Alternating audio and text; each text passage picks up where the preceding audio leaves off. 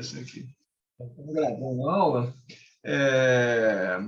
A ideia hoje eu tenho que terminar a matéria referente ao nosso capítulo 3, né? Que é só fazer alguns comentários sobre o que é campo de dipolo. E eu quero também... Bom, a outra coisa que a gente tinha combinado é que a gente ia ver problemas, né? Mas deixa eu ver se eu... Vamos dar uma olhada na prova antes. Isso aqui é o Moodle, né? Estão vendo o Moodle aí, né? Moodle 14 de Sim, tá dando para ver aqui. Tá? Tá tranquilo. Vou abrir a prova que está aqui no Moodle, que é essa de cá. Deixa eu aumentar ela aqui. Então, eu coloquei um longo parágrafo aqui, ó, solução detalhada, né, justificada. Eu falei isso que na primeira prova, alguns fizeram, como é uma prova, digamos, normal, né? O esboço da solução vai pulando etapas, mas como essa é uma prova com mais tempo, você tem tempo de fazer com calma, pensando cada passo, então... E a prova está aí com vocês, né? Então eu quero uma coisa mais justificada. Você não precisa justificar cada passo, não, assim, deduzir desde 2 mais 2 igual a 4, não é isso, não. Basta justificar cada passo da solução. Uma boa referência do que eu quero dizer, com o nível de justificativo que eu preciso, é aquela minha solução da prova 1, né, que eu coloquei lá. Eu gostaria de ver uma solução de vocês mais ou menos assim. Dito isso, assim, teve algumas das provas de vocês que estavam muito boas, né? Mas outras estavam Professor, faltando explicação. Pode falar. Só para aliviar minha consciência, na primeira prova eu resolvi ela usando mesa digitalizadora. Na verdade, eu comecei a usar, só que eu descobri que tinha uns recursos lá que facilitavam ainda mais, né? Aí dava para escrever um texto, colocar aqui, escrever uma fórmula em LaTeX. Se houver algum problema nisso, do fato de não ter nada à mão, assim? Não, eu mesmo tô usando mesa digitalizadora, né? Aquela solução que eu fiz usando a mesa digitalizadora. Ah, não, sim, é porque no caso a minha, eu comecei tentando fazer na mesa digitalizadora, só que eu ainda não acostumei, e eu descobri que tinha esse recurso, né, de poder digitar, cortar o texto, botar para lá, para cá, sem ter que, de fato, passar um traço, sabe, na mão, assim. O senhor vê algum problema nisso? Não sei se eu O estou senhor entendendo. Não sei se eu... Não, é por... eu tô explicando de forma confusa, desculpa. Basicamente, ela está quase digitada, assim, sabe? É como se fosse, sei lá, não é um documento em LaTeX, mas é como se fosse uma prova toda digitada, sabe? Não, assim, a prova toda digitada não tem problema nenhum. Olha, sendo uma coisa que dá para eu entender, tá bom. Eu não quero dar trabalho demais para você também, né? Você ter que sair digitando. Não, é porque eu achei até mais fácil, assim, tem uns recursos ali que você copia um texto, bota a fórmula em LaTeX. Então é só para aliviar a consciência mesmo. Então, beleza. Não tem problema nenhum. Pode ser digitado, pode ser escrito à mão, nenhum problema. Sendo uma coisa que eu consiga ler, tá ótimo. Digitado até, digitalizado, né, como se fosse digitalizado, é até mais fácil de ler. Olha, assim, se você está preocupado se eu vou achar que você copiou de algum lugar, não estou preocupado com isso não, tá? Isso aí, ó, eu deixo a responsabilidade de vocês. Tá? Beleza. Assim, é uma coisa, se você quiser copiar, não estou falando que você está copiando, não, Matheus, mas quem quiser copiar, copia. Se eu perceber, pá, esse texto aqui está cópia do outro, isso aqui eu acho na internet, essa solução aqui, aí pode ser que eu pense em tirar pontos, tá? Mas tirar todos os pontos. Mas eu acho que isso aí é responsabilidade de vocês, assim, se vocês querem, vocês estão aqui porque vocês querem aprender, eu suponho.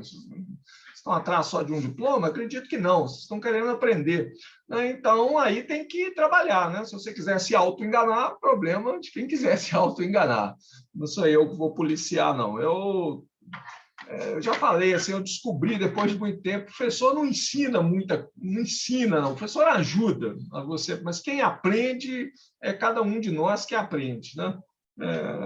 Eu era assim com Falando bem a aluno. verdade, desculpa, professor, falando bem a verdade, assim, chegar em eletromag agora e depois ir para a teoria eletromagnética, já indo para pós e para o mestrado, doutorado, a gente precisa disso, então não tem como fugir. Exatamente.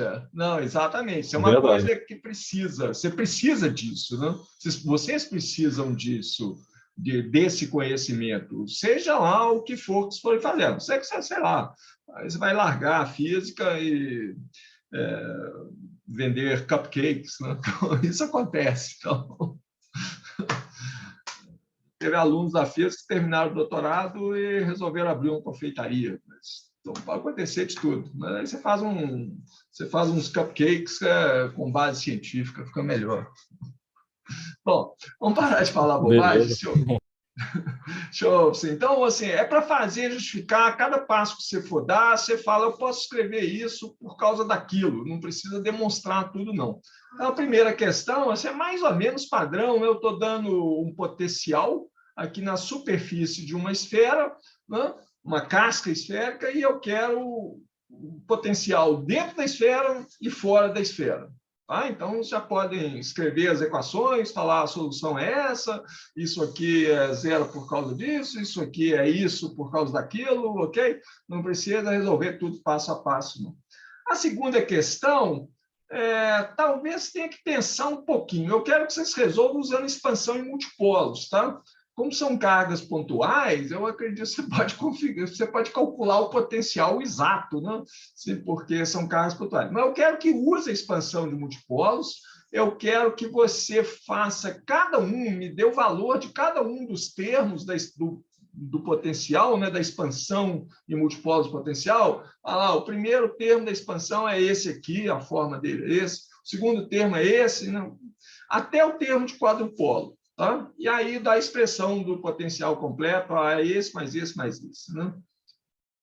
Ok? Então, assim, eu acho que vai dar trabalho, não. Talvez tenha que pensar um pouquinho como é que você escreve essa expansão, mas, olha, é isso que eu quero que vocês façam com a prova, né? Que pensem um pouquinho, olha no livro, discute com o colega. Essas provas aqui é para aprender. Tá? Prova é uma boa oportunidade de aprender. E eu estou pedindo a solução detalhada, exatamente que aí você tem que fazer ela toda bonitinha, então você tem que pensar com cuidado. Às vezes, quando a gente está fazendo a lista de problemas, né, você vai fazendo por poucos, não, mais ou menos assim, né? Aqui não, tem que fazer caprichado, então tem que ter certeza que está tudo bonitinho. Ok, bom, então a prova está lá, é para entregar até quinta-feira, né? Não precisa ser até a hora da aula, pode ser até meia-noite de quinta-feira, né? Não é sexta, antes da quinta-feira acabar. Então, vamos lá, vamos um campo de dipolo aqui. O que faltou falar para vocês do campo de dipolo é realmente o campo elétrico de dipolo, né? A gente viu na aula passada essa expansão em multipolos. O que a gente fez? Deixa eu lembrar um pouquinho do que a gente fez, correndo o risco de fazer a prova. A gente, para uma distribuição de carga qualquer, né? Eu tenho uma distribuição de carga qualquer, né, que eu tenho a quantidade de carga ρ de R' de carga por unidade de volume, né? Então, eu vou pegar cada ponto aqui dessa distribuição de carga, esse aqui é um volume de tal linha que está nessa posição, né? Eu posso escrever o potencial produzido por isso aqui em relação à origem, que está aqui nesse ponto. Então, eu quero o potencial nesse ponto R aqui. Não? Potencial nesse ponto, V de R, é 1 sobre 4πε0. Aí eu tenho que somar sobre os potenciais produzidos por cada um dos elementos de carga que fazem essa distribuição de carga ρ de R'. Ou seja, eu tenho que integrar sobre toda a distribuição de carga e cada elemento de carga de Q, que é a quantidade de carga por unidade de volume, ρ de R', vezes o volume daquele elementozinho de tal linho lá, dividido pela distância que esse elemento de carga está do ponto no qual eu estou calculando o potencial, desse ponto aqui. Essa distância é esse vetor que eu tenho chamado de R, que é esse... consegui desenhar uma linha reta, que é esse vetor R aqui, ó, né? Vai daqui até aqui, esse R que está ali, cujo módulo aparece aqui, é o vetor R, posição que eu estou calculando o potencial, menos o vetor R', que é a posição desse elemento de carga específico aqui. Né? Eu vou integrar sobre toda a distribuição de carga. Bom, se o ângulo entre o ângulo entre R e R' é esse ângulo que eu chamo de θ', né? Eu escolho o meu eixo Z, né? Se eu escolher o eixo Z ao longo da direção R aqui, então esse ângulo θ' aqui é o ângulo polar num sistema de coordenadas esféricas. Aí a gente faz uma expansão, eu escrevo esse R aqui usando a lei de cossenos, vou dar só alguns passos. É o R ao quadrado, que é R ao quadrado, esse lado ao quadrado, mais esse lado ao quadrado, mais R' ao quadrado, né? Menos 2R, R', cosseno de θ'. Aí a gente escreve a expressão para 1 sobre R, que é o que aparece ali, 1 sobre R, né? Que é 1 sobre R, 1 mais R' sobre R ao quadrado menos 2R' sobre R cosseno de θ'. Isso aqui é elevado a meio, menos meio, né? Porque eu inverti ali. Então, aí eu faço uma expansão em série dessa potência meio aqui, né? O que eu vou fazer no final das contas é pegar esse termo aqui, né? Falar que esse termo aqui é pequeno em relação a 1, ou seja, eu estou em distâncias R grandes comparadas com R'. R' vai ser da ordem do tamanho da distribuição de carga, ou seja, eu estou numa distância R grande comparado com o tamanho da distribuição de carga. Fazendo isso, a gente tem uma expressão para 1 sobre R, que é uma coisa, já vou pular aqui, a gente fez isso na aula passada, né, com detalhes, não vou perturbar vocês com toda a matemática de novo, está lá na aula passada, é só consultar lá o texto da aula passada. A gente chega numa expressão para 1 sobre R, que envolve infinitos termos, né, é a expansão em série dessa 1 sobre raiz quadrada aqui, né, que vai ficar uma coisa assim. Uma expressão bonitinha aqui, 1 sobre R assim. Eu já agrupei aqui os termos com a mesma potência de R' sobre R, não? Porque aí eu tenho uma expressão aqui em potências de R' sobre R. Se R' é muito menor do que R, não? Eu posso pegar só os primeiros termos dessa expansão, né? Pego até a precisão que eu quero. Se R' é menor que R, esses termos vão diminuindo cada vez mais. Aí, esses parênteses que aparecem aqui, a gente reconhece, são os polinômios de Legendre, né? O P0, o cosseno de θ' é o polinômio P1, esse cara aqui é o polinômio P2, esse aqui é o polinômio P3, e assim por diante. Quer dizer, essa expansão pode ser de 1 sobre R, pode ser escrita em termos dos polinômios de Legendre. Esse é um resultado importante. Eu tenho aqui, ó, é isso aqui, ó, essa expressão.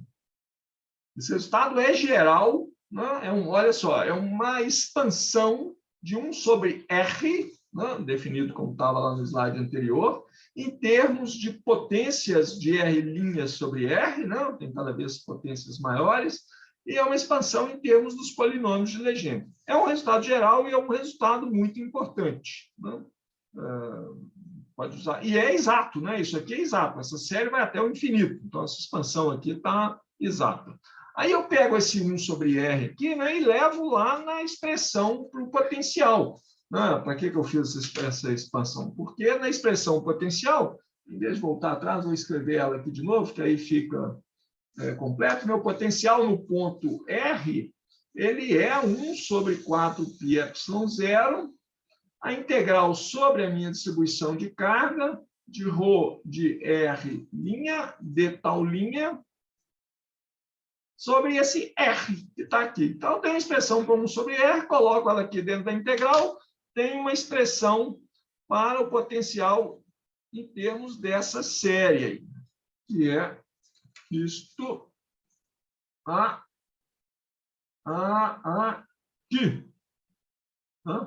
Essa expressão que a gente tem para o potencial. Essa é a expansão do potencial em termos de multipolos, né? Essa fórmula ainda é exata, né? Se a gente tomar todos os termos dessa série de potências de R' sobre R elevado a N, eu tenho o valor exato do potencial. Mas, em geral, a gente não precisa. Se quer calcular tudo isso, infinitos termos, vai levar a vida toda.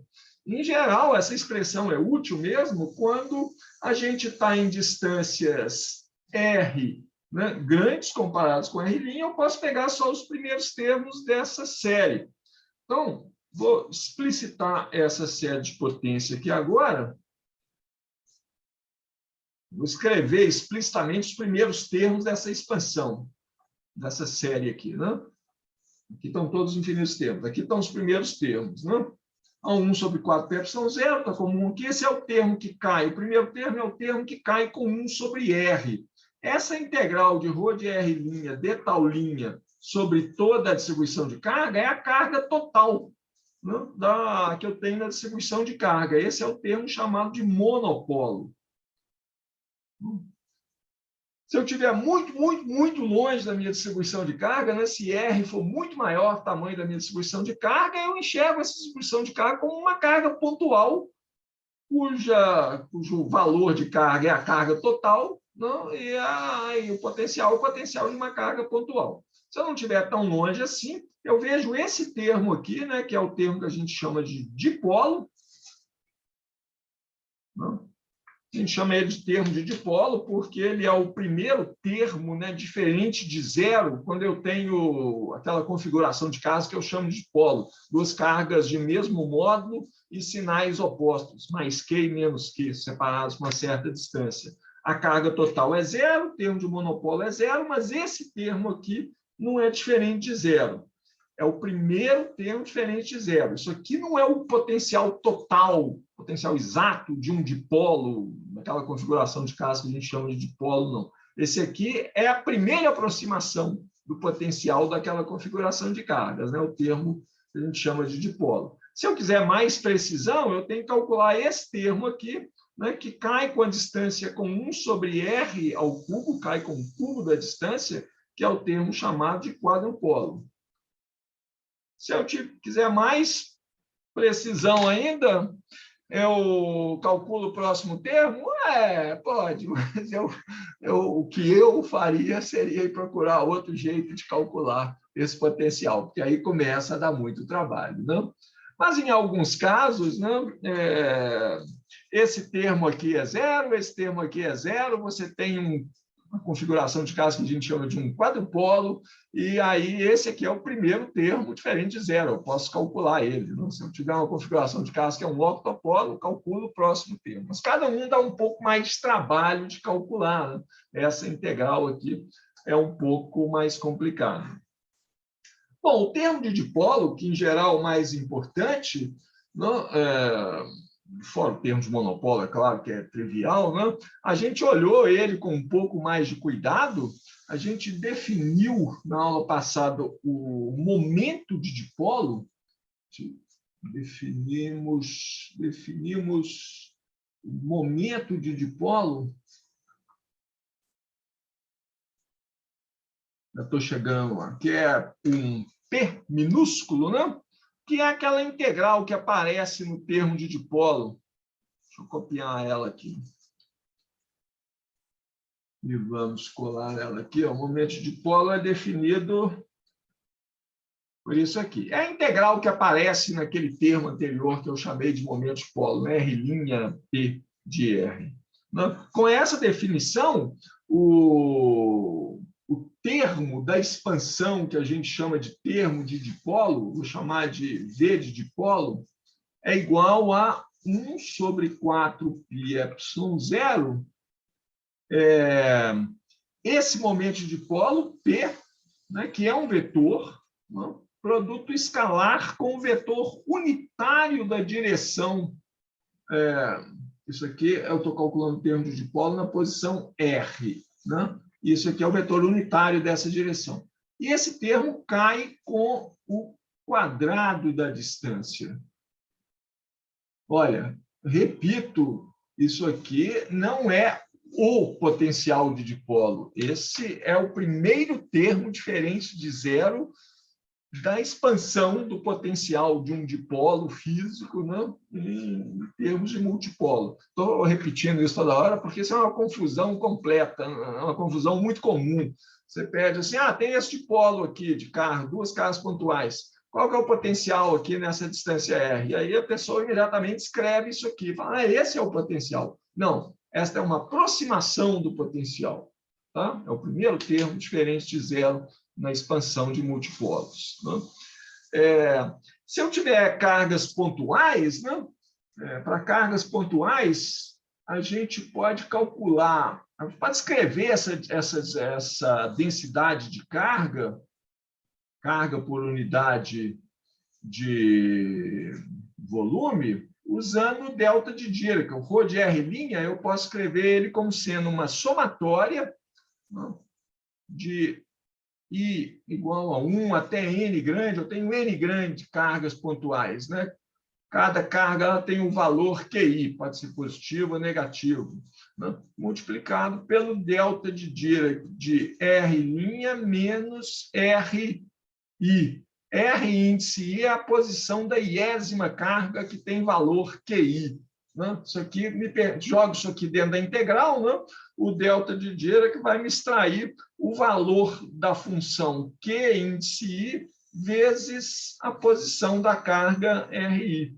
Então, quando eu escrever um momento de dipolo para essa distribuição de cargas, vamos colocar aqui para N grande cargas pontuais, né? Eu estou somando até N grande. Então, o momento de dipolo para essa distribuição de cargas pontuais vai ser simplesmente uma somatória de I igual a 1 até N de QI vezes a posição de cada uma das cargas, o RI.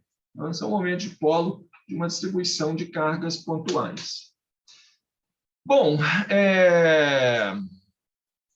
caso eu tenha aquela configuração que a gente chama de dipolo, né? Só duas cargas separadas com as duas cargas menos que e mais que, né? Mesmo modo, sinais contrários separadas por uma distância D. Não, eu vou chamar esse vetor, é um vetor D, né? Um vetor que vai de menos Q até D. Então, para esse cara aqui, o momento de dipolo dele, o P dele, dá simplesmente usando essa expressão aqui. Ó. Acho que a gente fez isso na aula passada, da Q vezes D. Tá? Então, ó, não confundam momento de dipolo com dipolo, não confundam potencial de dipolo com o primeiro termo da aproximação da expansão de dipolos, blá, blá, blá. Falei, o momento de dipolo é um vetor, né? Então, se eu tiver um arranjo assim, ó, se eu tiver um arranjo de cargas assim, eu vou colocar um dipolo aqui, de novo, menos Q, mais Q, né? Separados pela distância D. Então, vou definir esse vetor D aqui. Não sei qual o momento de dipolo dessa configuração aqui, dá um P1, não? Que é Q vezes D. Aí eu coloco aqui do lado dele, também separar uma distância, separado uma distância que é D dele. Não? Eu coloco outro dipolo de cabeça para baixo, menos Q em cima e mais Q embaixo. Não? Então, o vetor D aqui está nessa direção. Isso aqui é o menos D. Isso aqui, esse dipolo aqui, P1 é o momento de dipolo desse cara aqui. Esse outro sujeito daqui gera um momento de dipolo P2, né, que é menos Q vezes D. Momento de dipolo total dessa configuração de 4 cargas, quanto que vai dar? Posso somar os momentos de dipolo. Somar vetorialmente, né? O momento de dipolo total é P, que é o P1 mais o P2, que é zero. Isso aqui é um quadripolo. né? Então, para esse cara aqui, ó, para essa configuração de 4 cargas aqui, a carga total é 0, né? Eu tenho 2 cargas mais Q, 2 cargas menos Q, carga total é 0, o termo de monopolo é 0. O termo de dipolo da expansão também é 0, porque o momento de dipolo total é 0. Então, aqui eu tenho que calcular aquele termo de momento de quadrupolo, né? É o primeiro termo não nulo na expansão de cargas. E por aí vai, né? Fazer um octopolo, acho que eu já desenhei isso antes, né? Pegar 2 desses caras aqui e colocar eles de cabeça para baixo, um contra o outro. O jeito mais fácil de desenhar é você desenha um cubo e coloca as cargas mais Q e menos Q nos vértices desse cubo. Você vai ter 8 cargas, é um octopolo, né? Cargas mais Q e menos Q colocadas nos vértices do cubo e alternando, né? Mais Q, menos Q, mais Q, menos Q. Cada carga menos Q só tem como vizinho uma carga mais Q e vice-versa. Bom, uma observação importante é que essa expansão em multipolos é uma expansão em potências de 1 sobre R, do inverso da distância à origem.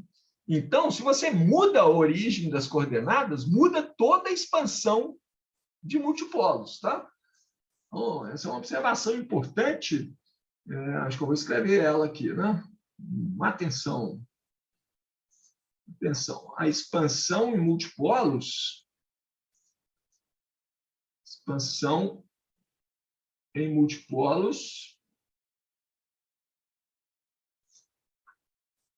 é uma expansão em potências, expansão, tem que escrever, né? Porque vai ficar registrado para a posteridade. É expansão em potências de 1 sobre R.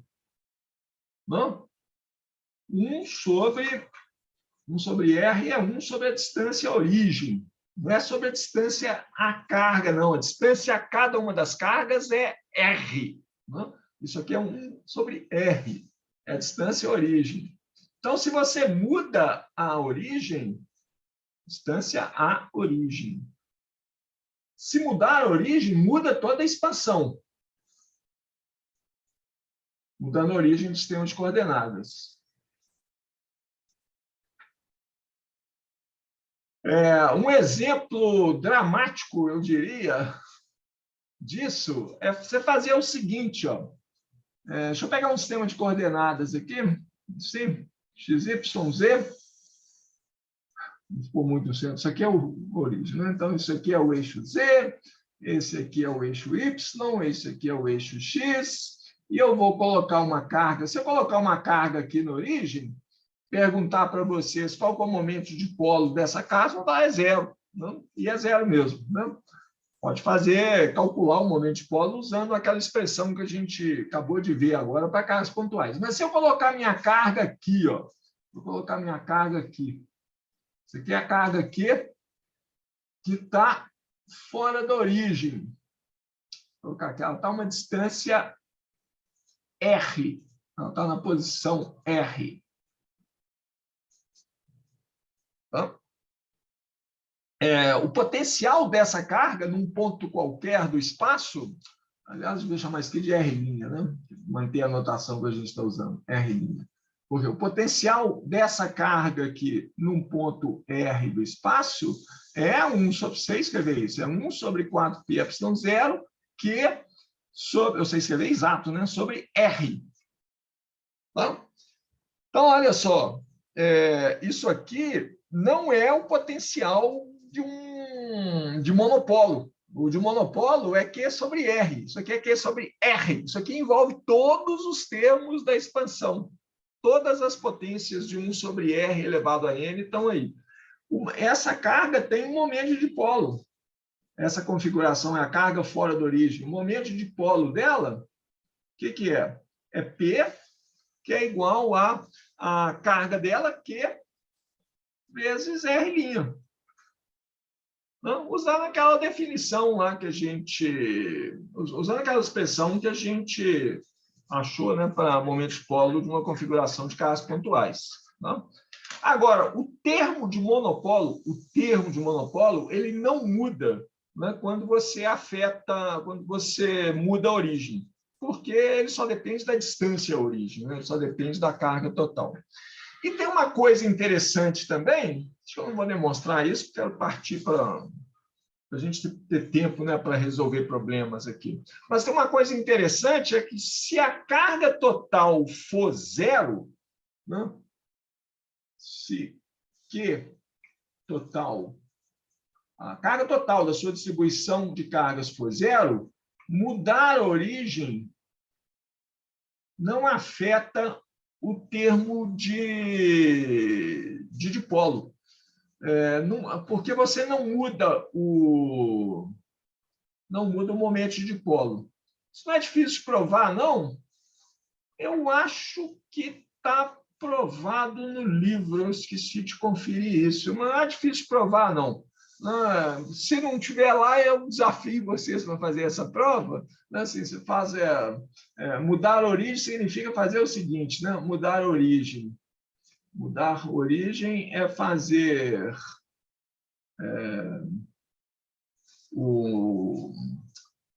a posição da sua carga vai mudar.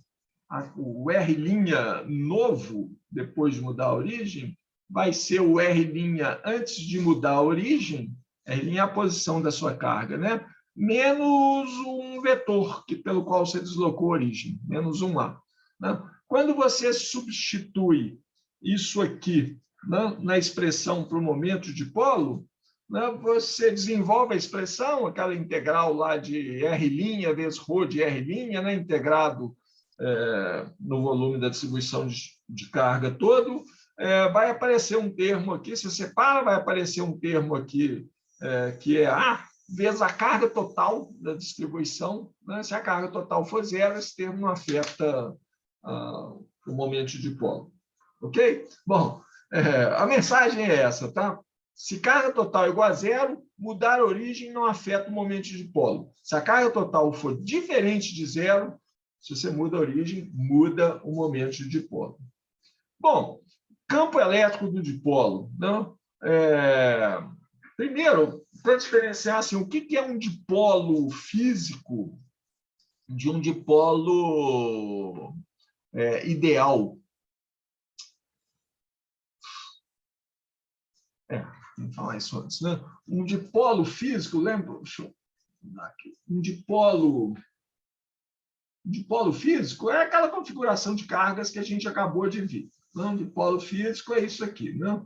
Uma carga menos Q, negativa, e uma carga mais Q, positiva, separadas por uma distância D. Então, defino um vetor D que vai aqui da carga negativa para positiva. Momento de dipolo disso aqui é Q vezes D.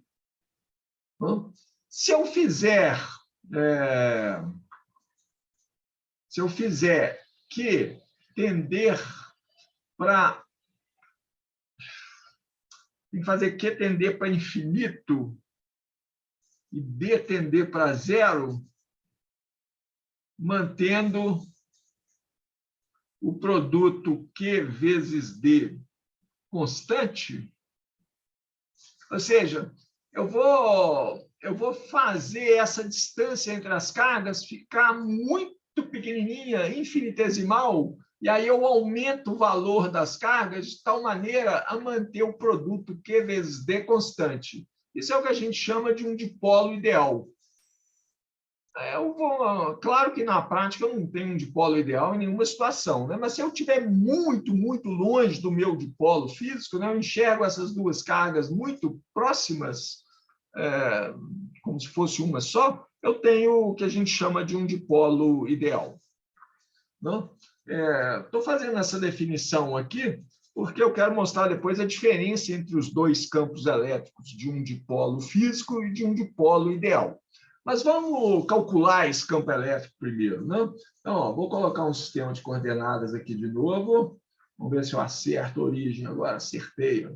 Então, essa aqui é a direção Z, tá?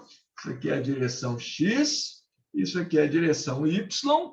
Eu vou colocar um dipolo físico, para enxergar ele, que eu posso representar por esse vetor momento de polo P. Vou colocar ele na origem e escolhi o meu eixo Z orientado ao longo da direção do momento de polo P. Nesse momento de polo P é Q vezes D. Mas eu vou expressar o campo elétrico em termos do momento de polo. Eu posso expressar o potencial, né? Primeiro termo da expansão do momento de polo, né? Então, vou colocar um sinal que é aproximadamente o V de R, né? Numa configuração de carga assim, é 1 sobre 4πε0, o que a gente viu ali atrás, né? O momento de polo, produto escalar com a direção R chapéu. O potencial num ponto qualquer, R do espaço. Vamos pegar uma outra cor. Um ponto R qualquer do espaço aqui. Se eu estiver bastante longe, né? Se R for muito maior do que essa distância D, entre as duas cargas, né? Essa distância que define o momento de polo, esse potencial é uma excelente aproximação para o potencial do dipolo. Está faltando uma coisa importantíssima aqui, né? Que isso cai com R ao quadrado. Bom, fazendo esse produto escalar aqui explicitamente, isso aqui vai dar 1 sobre 4πε0, o módulo do momento de polo P, Q vezes D, vezes o cosseno do ângulo entre a direção do momento de polo e a direção R, esse ângulo aqui, θ, como eu escolhi o eixo Z ao longo da direção do momento de polo, esse θ de cá é o ângulo polar do sistema de coordenadas esféricas. E aqui R ao quadrado. Então, ó, o potencial de dipolo ele depende das coordenadas esféricas θ e R. Para calcular o campo elétrico, então, é conveniente usar o campo elétrico no ponto R, né? É conveniente usar coordenadas esféricas. Bom, eu sei que o campo elétrico é menos o gradiente do potencial. Então, vou usar a expressão para o gradiente em coordenadas esféricas. A componente R é menos... A componente R do campo elétrico é menos dV dr. Basta diferenciar isso aqui em relação a R. Isso a gente sabe fazer, né? Isso aqui vai dar P cosseno θ sobre 4πε0, que multiplica o quê? Derivo aqui o R ao quadrado, vai aparecer um R ao cubo com um menos, que vai cortar isso aqui, vai dar um 2, 1 sobre R ao cubo. Deve estar certo. É uma derivada fácil, né? A componente θ do campo elétrico, lembra que eu estou usando coordenadas esféricas, então a expressão para o gradiente, componente θ, né, do gradiente, é 1 sobre R derivada em relação a θ. Então, tem que derivar o potencial em relação a θ, multiplicar por 1 sobre R, multiplicar por menos, que é esse menos aqui, da definição, da relação entre campo elétrico e potencial, né? Bom, então a derivada disso aqui em relação a θ, a derivada de cosseno θ vai dar menos seno θ, é legal que esse menos vai cancelar com aquele menos lá, não? Só isso, né? E esse 1 sobre R aqui vai multiplicar com esse R ao quadrado, vai aparecer um R ao cubo de novo. Então, esse termo aqui, a componente θ do campo elétrico, da P seno θ, né? Escrevendo cosseno θ, da P seno θ sobre 4πε0, 1 sobre R ao cubo. Todas as duas componentes do campo elétrico de um dipolo caem com a distância com 1 sobre R ao cubo, né? Caem com o cubo da distância. É diferente do campo elétrico de uma carga pontual. Numa carga pontual, o campo elétrico dela cai com o quadrado da distância.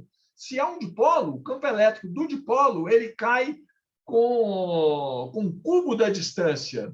E aí, acho que vocês vão chutar direitinho e vão chutar certo, né? O campo elétrico de um quadrupolo, ele cai com a distância com 1 sobre R à quarta, né? E por aí vai, né? Então, é uma potência a mais do que o potencial, né? O potencial do dipolo cai com o quadrado da distância. O campo elétrico do dipolo cai com o cubo da distância. O potencial do quadrupolo cai com o cubo da distância. O campo elétrico do quadrupolo cai com a quarta potência da distância. Então, assim, é interessante a gente ver a cara. A componente φ não muda, né? O potencial não depende de φ, então, ao longo de φ, eu não tenho variação do potencial nem do campo elétrico.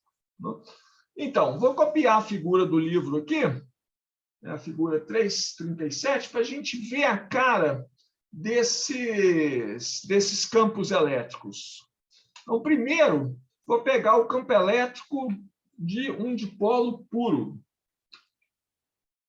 Copia e cola. O campo elétrico de um dipolo puro, não? É um dipolo que a distância entre as duas cargas é infinitesimal. Isso aqui são as linhas de campo elétrico, não? São as linhas de campo elétrico, elas estão saindo da carga positiva e voltam para a carga negativa, né? E ele tem essa cara aqui. Ele cai com o cubo da distância, então a distância entre as linhas de campo está aumentando, né? Indicando que o campo está diminuindo com a distância.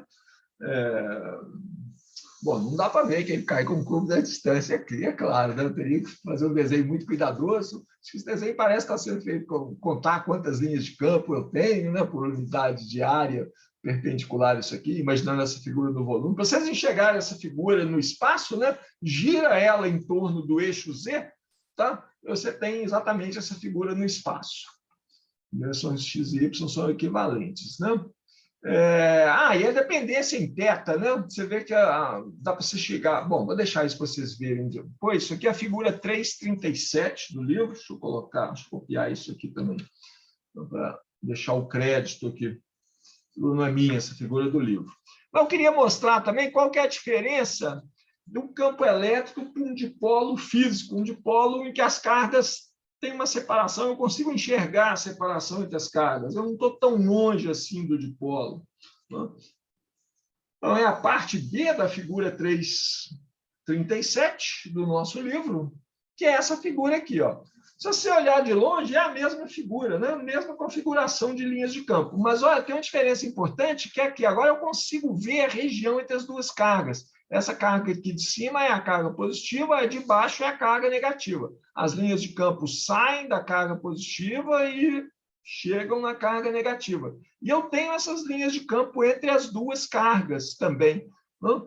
Então, nessa região aqui, entre as duas cargas, né, nessa região próxima das cargas, o campo elétrico é bem diferente. O campo elétrico do dipolo físico é bem diferente do campo elétrico do dipolo puro. Bom, isso é uma curiosidade, mas esse campo elétrico de dipolo é um campo importante, né, um campo elétrico importante. Dipolo é uma configuração de cargas importante, é o primeiro termo diferente de zero da expansão em multipolos, se você tem carga total igual a zero, que é uma situação bastante comum, né? Você tem um objeto que é uma distribuição de cargas, um objeto carregado, a distribuição, mas a carga total dele é zero. Tem cargas positivas e negativas, mas elas se equilibram, a carga total é zero. Né? Mas a distribuição de carga não é homogênea. Então, o primeiro termo da expansão do potencial, não, termo que, em geral, é o termo importante para calcular, é o termo de dipolo. Né? Se eu estiver longe o suficiente, eu vou ver essa configuração de campo elétrico. Em antenas, né? Esse é um campo elétrico de antena, onde tem um dipolo oscilante. Isso aí. Bom, gente, acho que é isso aí com isso aí a gente termina essa matéria referente ao capítulo 3. Vocês estão preparados para fazer a prova lá. E agora a gente pode gastar o resto da aula aí. Não gastei muito tempo, não. Então a gente tem um tempo aí para resolver dúvidas, se tiverem. Vocês tinham prometido que eu me mandar com quais problemas vocês tiveram problemas. Não, mas não recebi, pelo menos eu não recebi nada, não. Eu acabei não enviando o e-mail, professor. Até peço desculpas, porque também está tendo as outras provas, né, dessa semana. Eu imagino. Mas, nossa, apertado demais, mas vamos lá. Não, eu imagino. Em geral, eu tento evitar dar prova na mesma época que eu sei que os outros professores estão dando prova, né? Mas, às vezes, isso é difícil, né? É irresistível não terminar. Bom, a gente não está terminando o semestre, mas nós estamos chegando numa pausa aí, né? Então é um bom momento de fazer a prova. Mas você não está tão tenso, não, né? Porque, ok, tem muito trabalho para fazer, mas não é aquela situação tensa que você tem que chegar e passar 2 horas suando frio, decidindo sua vida ali naquelas questões numa prova.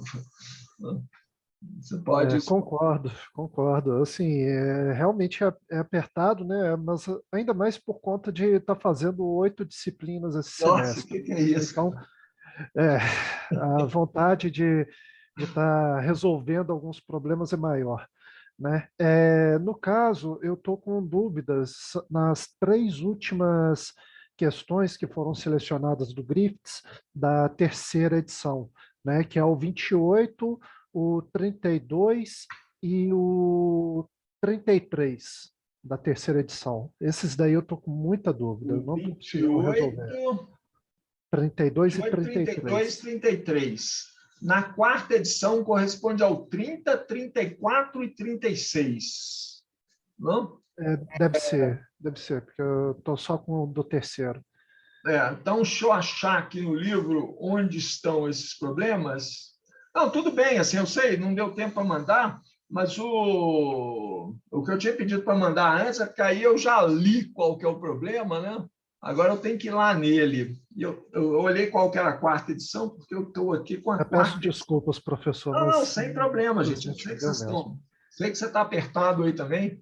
Eu também estou. Então, o problema 30, não, eles referem ao exemplo. Olha, me confere se é isso mesmo. Eles referem ao exemplo 3,9, que ele fala: a gente derivou o potencial exato para uma casca esférica de raio R, né, que tem uma densidade de carga K cosseno θ. Aí ele pede para calcular o momento de dipolo dessa distribuição de cargas, né, e qual que é o potencial exato em pontos longe da esfera e comparando... Não, calcular o potencial aproximado e comparar com o potencial exato. Né? Isso, essa questão mesmo.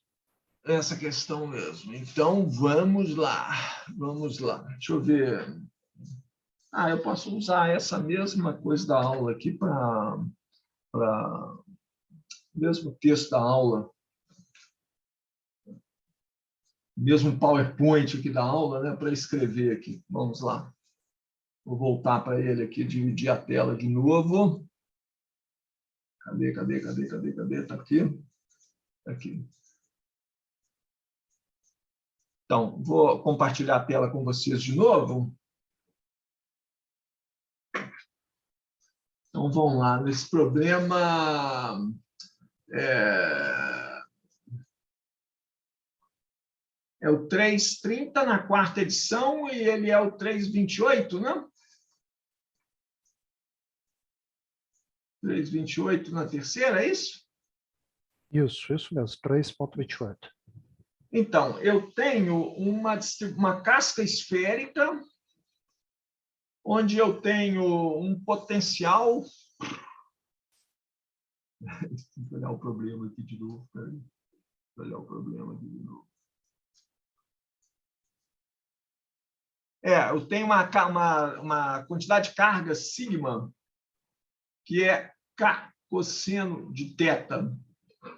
Esse até é um problema. Esse aqui é um exemplo interessante, esse 3,9. Eu tinha pensado em colocar uma questão parecida com essa na prova. Em vez de dar o potencial na superfície da casca esférica, eu dar a densidade de carga na casca esférica. Dá um pouco de trabalho, né? Porque você tem que usar as condições de fronteira, mas para poder achar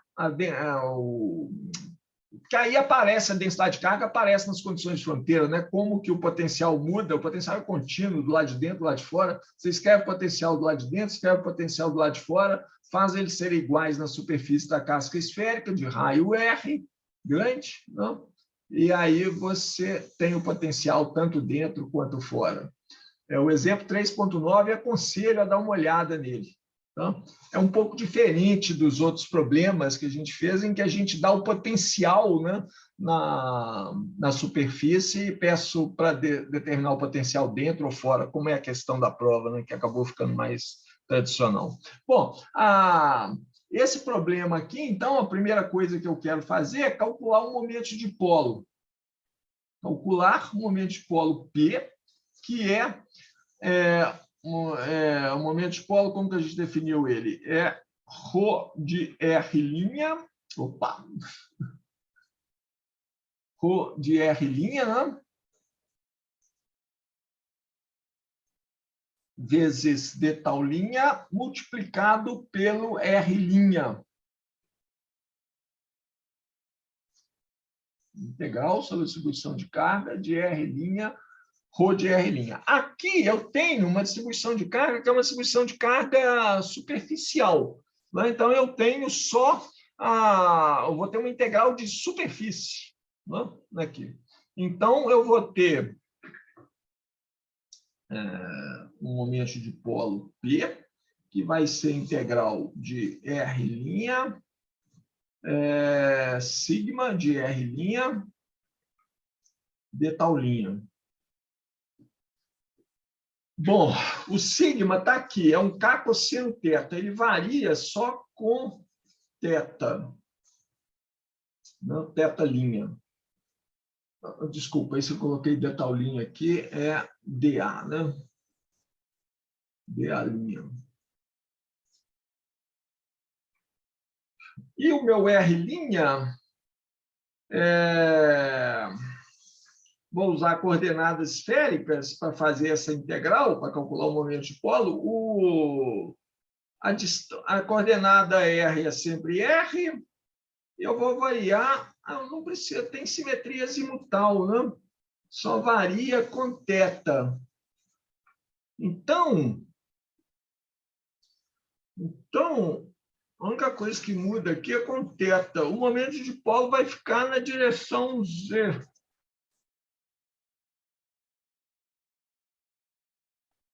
Não é? Eu vou escolher mas vou fazer de um jeito um pouco diferente. Eu vou escolher um elemento de área dA, que vai ser um anel. Vamos ver como é que eu desenho isso aqui. O ângulo θ é esse ângulo. Eu vou pegar. Esse aqui é o meu R', tá? R'. Que marca a posição do elemento de carga, R'. E meu elemento de carga vai ser a carga contida num anel. O desenho não vai ficar bom, não, hein? Mas com as palavras, acho que vocês entendem. É um anel que dá a volta aqui na esfera e está a um ângulo θ, tá? De altura aqui na esfera. Então, o meu elemento dA' vai ser o comprimento desse anel. Nesse anel tem R seno θ, né, de raio. O raio dele é R' seno θ. O comprimento do anel é 2π, 2π vezes o raio. Se alguma coisa não estiver clara, porque eu estou fazendo aqui à medida que eu estou andando, né? 2πr' seno θ, 2πr é o comprimento desse anel aqui. E a espessura dele vai ser um dθ. Não posso dθ dr. Isso aqui, eu estou calculando a área do anel. Vezes R' seno θ dθ. Isso aqui é um dA'. 2π R' ao quadrado. Outro seno θ.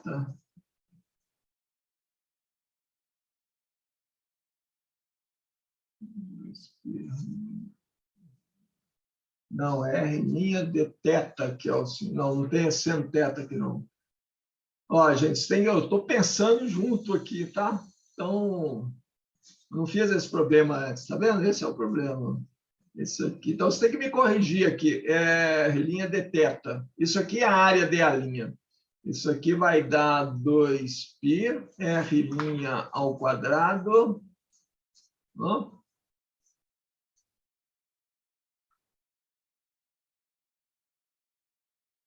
Seno θ de θ.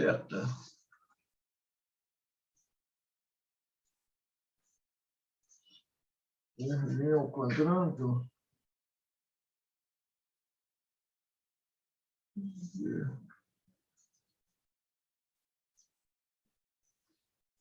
E olha só, eu consigo ver que o momento de polo vai estar na direção vertical, porque essa densidade de carga só varia com θ.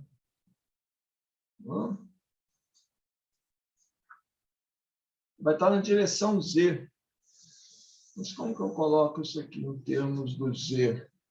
Z é R cosseno θ. Será que eu errei isso aqui? A expressão para o meu elemento de área?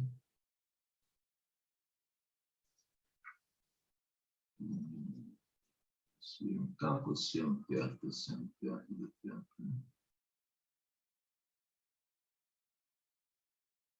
Não, acho que não, né? Não sei se R' vai ser...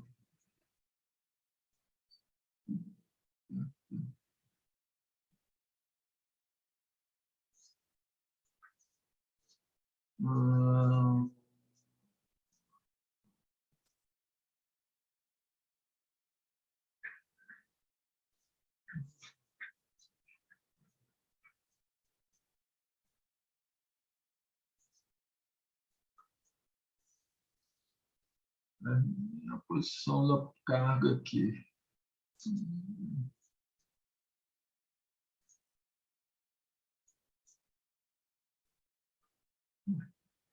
Esse R' aqui que está me perturbando. Quem que é esse R' aqui? Porque aí vai aparecer R' ao cubo aqui dentro dessa expressão, tem algo esquisito aqui.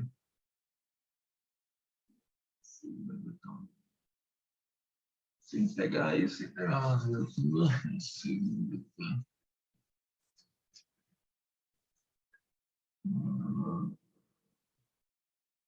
cosseno θ. Estou tentando ver se aparece um cosseno θ aqui.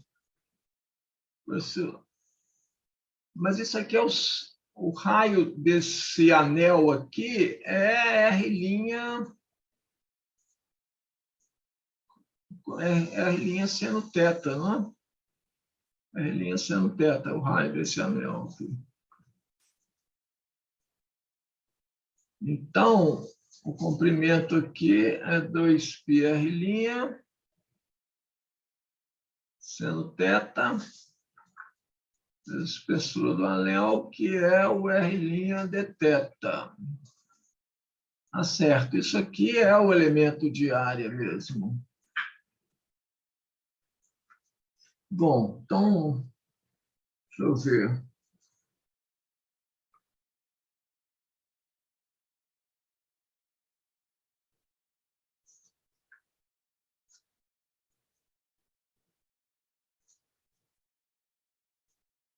Não estou vendo um jeito fácil de... Porque eu vou ter que integrar em todas as direções.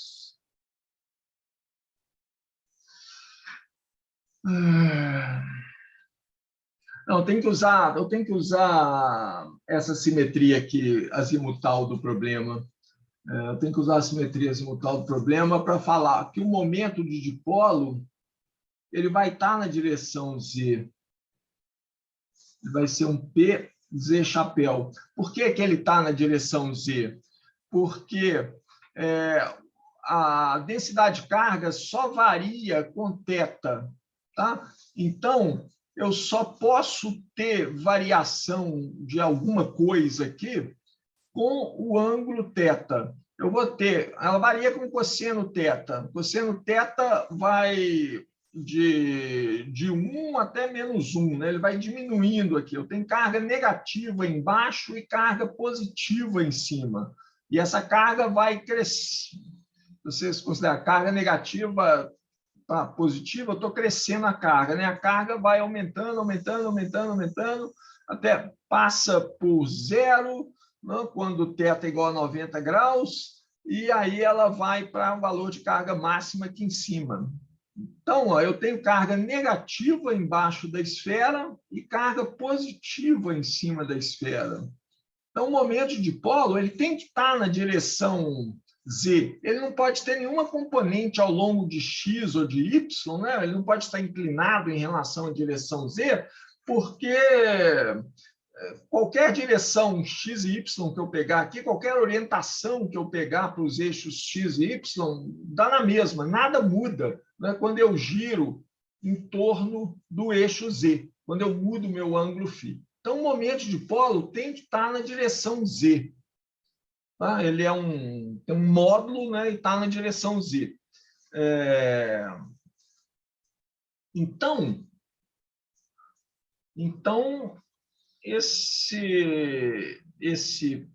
uma vez que eu sei a direção, né, a integral fica mais fácil, porque aí não é mais uma integral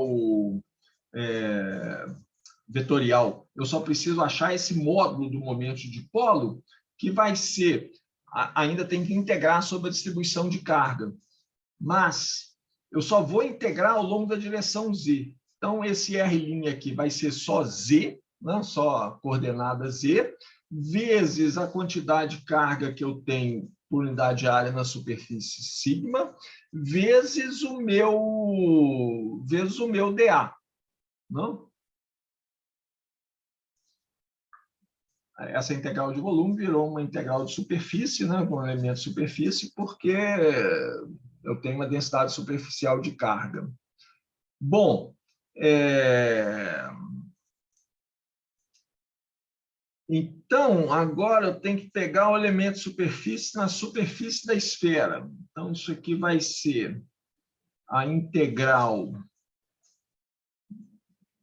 mas a coordenada Z eu tenho que colocar em termos de coordenadas esféricas, né?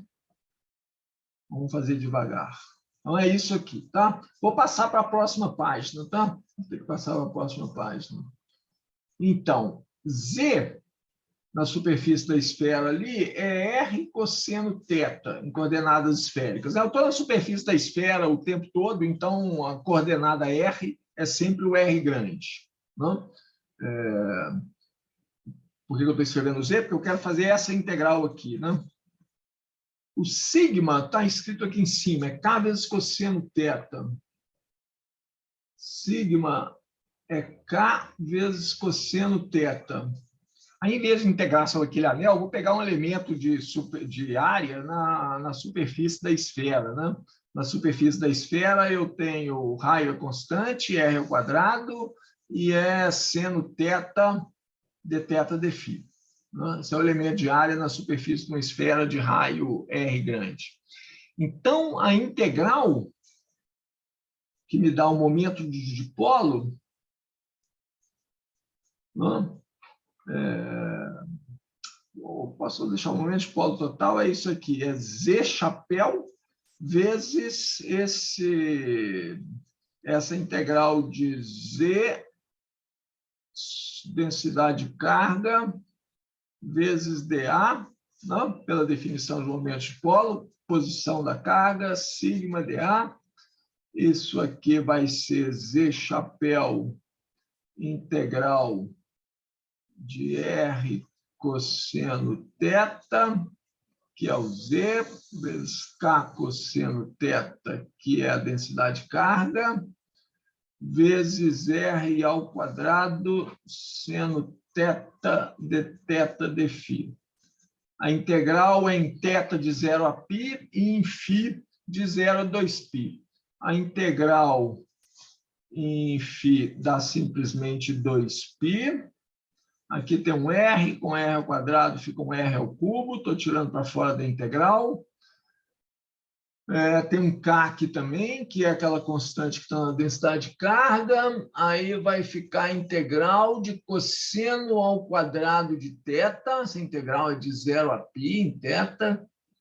Seno θ dθ. Eu posso fazer essa integral, faço na substituição, faço U igual a cosseno θ, então o du é seno θ, dθ, né? Se eu fizer fazendo U igual a cosseno θ, o du vai ser menos seno θ dθ. Então, aqui eu tenho a integral de u ao quadrado menos u ao quadrado, né? Que dá menos u ao cubo dividido por 3. Né? Então, o momento de dipolo... gente, vocês me interrompam se alguma coisa não estiver claro aí, tá? Eu estou indo meio caoticamente, porque eu estou fazendo o problema à medida que eu vou pensando aqui. Isso aqui dá Z. Estou seguindo aqui. Está dando para seguir? Estou seguindo R ao cubo, K, que é isso aqui, né? Agora eu vou fazer a integral. Integral de cosseno ao quadrado, seno θ dθ. Fazendo essa substituição, né? Ela vai dar u ao cubo sobre 3, onde o u é cosseno θ. Então, quando é menos, né? Tem um sinal menos aqui. Estou pensando em voz alta, hein? Quando θ é igual a 0, o meu u é igual a 1. Quando θ é igual a π, meu u é igual a menos 1. Como o du está com sinal trocado, vai ficar eu inverto os limites de integração. Vocês estão seguindo meu raciocínio de cabeça aqui, né? Então, isso aqui vai dar a integral da u ao cubo sobre 3. Então, u é o cosseno θ. Então, dá cosseno ao cubo de θ sobre 3, menos o menos da integral, mas aí eu tenho que manter os limites de integração, né? Então, vai de cosseno θ igual a 0 até π, que vai dar cosseno de π dá menos 1, ao cubo continua sendo menos 1. Né? E quando θ é igual a 0, isso aqui dá 1, vai ficar 1/3. Então, isso aqui vai dar Z chapéu vezes 2π, R ao cubo, K, que multiplica menos 1 com menos dá 1, né? Menos isso aqui, menos 1. Então, dá 1 mais 1, dá 2. Certo? Então, isso aqui dá 4π K vezes R ao cubo, Z chapéu, tinha 1 sobre 3 aqui em algum lugar. Aqui, ó. 1 sobre 3 aqui. 4/3 de π R ao cubo, não o volume da esfera aqui. Na direção Z chapéu. É isso, não é? É isso que eu queria calcular, não era isso? Era o momento de dipolo? Calcular o momento de dipolo é a primeira parte do problema. Mas tem uma segunda parte. A primeira parte. parte do problema era o momento de dipolo mesmo. É isso mesmo, né? Isso mesmo. Ok. Apareceu o volume da esfera aqui, né? Que engraçado, o volume do interior K. Não sei se isso significa alguma coisa, não. 4/3 de π, raio da esfera ao cubo. Mas isso aconteceu por causa dessa distribuição de carga específica que ela tem lá. Não estou vendo nenhum significado físico específico disso aí, não. Qual que era a outra parte do problema? É comparar com o potencial exato, não é isso? Era fazer a comparação com o potencial. Achar o potencial em pontos longe da esfera. Achar o potencial em pontos longe da esfera, que o zoom tampa um pedaço. Achar o potencial em pontos longe da esfera e comparar com a resposta exata, que é a equação 3,87. Então, o potencial em pontos longe da esfera, eu tenho um momento de dipolo, então eu vou supor que é só o termo do momento de dipolo, né? A parte B do problema. A pontos R muito maiores do que R grande, o potencial vai ser aproximadamente o potencial de dipolo, o primeiro termo da expansão. Eu tenho que olhar se tem uma carga total na esfera, né? Porque para ver se tem um termo de monopolo, tem Pela simetria não vai ter carga total, não. A carga total vai ser zero, não? Vamos ver, então, tá? Vamos calcular explicitamente. Potencial aproximado, então, vai ser o termo de monopolo mais o termo de dipolo. Após o termo de monopolo, vai dar zero, hein?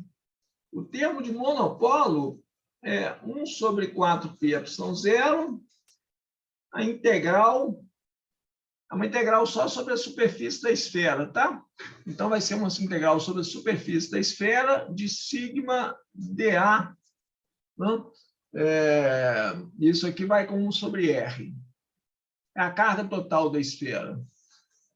A gente já calcula aqui. E mais o potencial de dipolo, que é 1 sobre 4πε0, já vou escrever naquele termo. A gente já calculou o momento de dipolo, ele é P produto escalar com R chapéu, e ele cai com o quadrado da distância, 1 sobre R ao quadrado.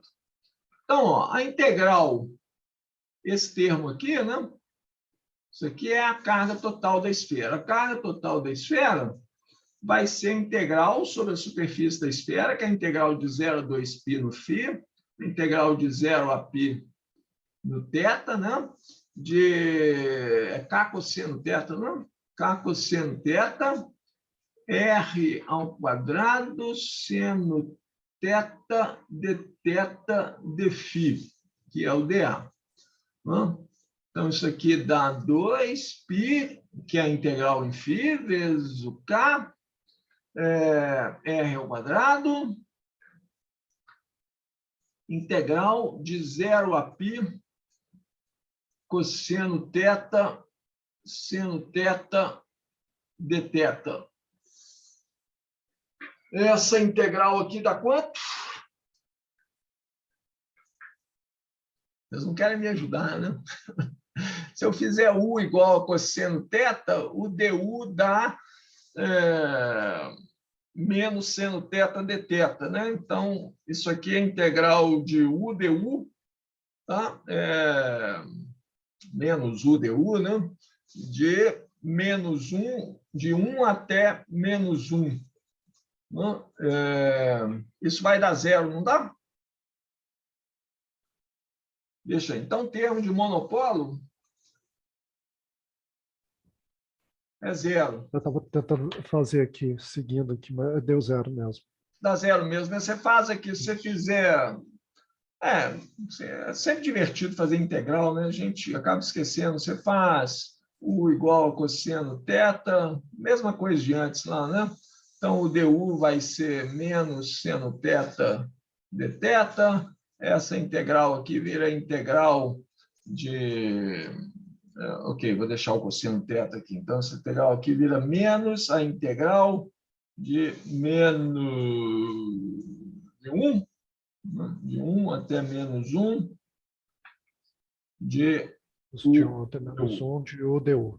Aí Não. ele vai dar zero mesmo. Dá zero. Ok. Então, vamos voltar aqui. Então, o V de R é aproximadamente só o termo de dipolo, não? Que dá esse termo que a gente calculou aqui, é 1 sobre 4πε0. Não? O momento de dipolo que a gente calculou na parte A do problema, que é esse aqui, né? 4/3 de πr ao cubo kz ao quadrado. Faltou o Z chapéu aqui. O que é esse Z ao cubo que eu coloquei aqui, hein? Está errado, não está? Z ao cubo foi daqui, da parte dali de cima, não? Não. O que tinha aqui ao cubo era o R ao cubo. Eu fiz aqui... Era porque você queria colocar o Z chapéu. Eu fiz Z chapéu, coloquei Z ao cubo. Eu estava com Z chapéu. Eu devo ter falado cubo na hora do R ao cubo, foi isso aqui. 4/3 de KR ao cubo. Não Z chapéu. 4/3 de πr ao cubo. Então, isso aqui é o P escalar R, né? P escalar R chapéu sobre R ao quadrado. O P a gente trouxe lá de trás, é 4/3 de π r ao cubo K na direção Z chapéu. Z chapéu com R chapéu dá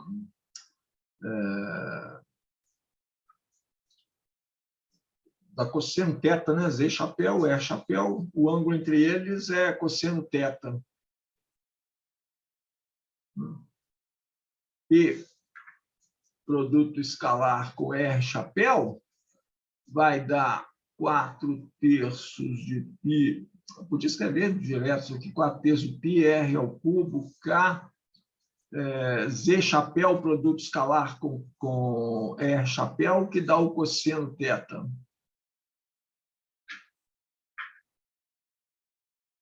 Né? Que é o ângulo entre R chapéu e Z chapéu. Certo? Então, o potencial aproximado, né, dessa esfera aí é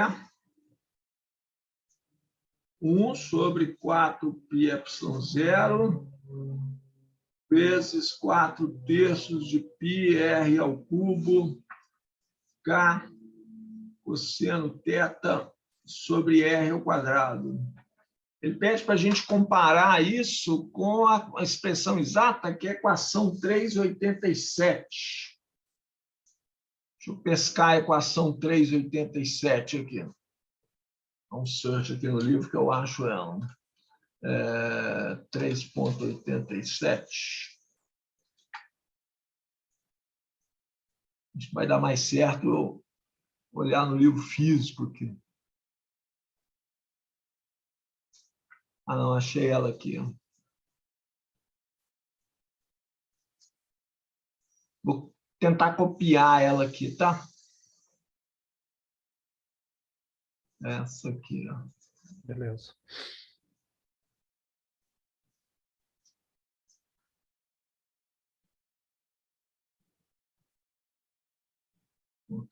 Essa equação 3,87, que é o potencial exato, é um cálculo exato, né, do potencial de uma esfera. Ela vem lá desse problema 3,9, né?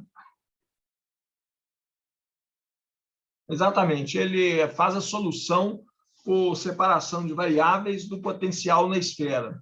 E acha essa equação aqui. KR ao cubo. Ah, claro, a gente não simplificou isso aqui, a nossa equação aqui, né? Eu tenho que cortar esse 4π aqui com esse 4π aqui, não? Então, isso aqui dá 1 sobre ε0, 1 sobre 3ε0, que está aqui, K em cima, R ao cubo, cosseno θ sobre S. As duas são iguais, não? Ou seja, a aproximação do dipolo dá o potencial exato. Dá o mesmo resultado. Aí a pergunta era o que você conclui dos outros termos, né, da... Acho que eu não consigo colocar isso no lugar certo. A pergunta é o que você consegue... Agachar de novo aqui. O que você consegue concluir a respeito dos outros termos da expansão? Dos multipolos mais altos. Os multipolos mais altos. Qual é a conclusão?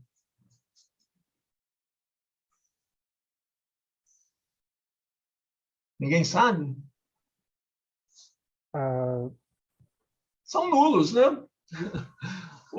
Você tem assim, o potencial na expansão em multipolos, você diz, o potencial dessa coisa aqui é o termo de monopolo, mais o termo de dipolo, mais o termo de quadrupolo, mais o termo de octopolo, mais, né? O termo de monopolo a gente chegou a calcular aqui, deu 0, né? É esse termo que está aqui em cima.